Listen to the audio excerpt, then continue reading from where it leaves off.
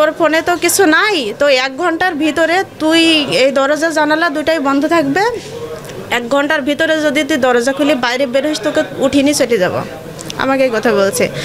আর হচ্ছে এই কোর্টে আজ থেকে তোর কোর্টে আসা বন্ধ, এই কথা বলছে যে আজকের পরে থেকে তোর কখনোই কোর্টে আসতে পারবি নি।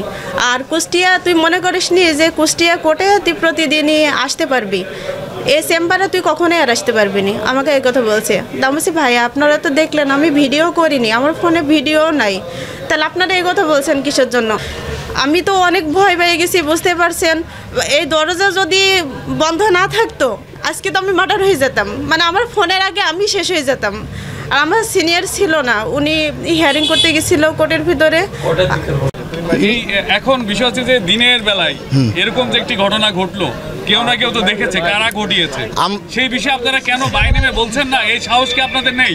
এই সাহস ইনফ্যাক্ট আমি ছিলাম উপরে, আর আমি তাদের যারা উপরে এই সমস্ত হত্যাযস্ত করলো, এই চললো তাদের দেখি তাদেরকে আমরা আইডেন্টিফাই করতে পারিনি, এটা অল আর দা বহিরাগত। এবং আছে আমাদের বারে আছে দেখে সেটা তো যাবেন আমাদের অবশ্যই মনে হবে, কারণ আমরা পিসফুলি নির্বাচন করার জন্য আমরা ক্যাম্পেইন করতেছি।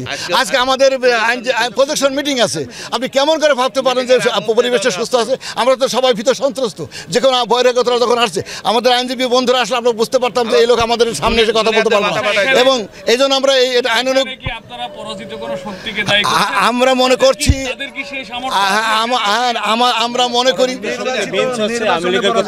না না না না কুষ্টিয়া কোর্টে ওটা নাই, না না কুষ্টিয়া কোর্টে ওটা নাই। আমাদের নির্বাচনে যারা প্রতিদ্বন্দ্বিতা করছে তারা হেরে যাবে, তাদের অ্যাপ্রিহেনশন তারা হেরে যাবে।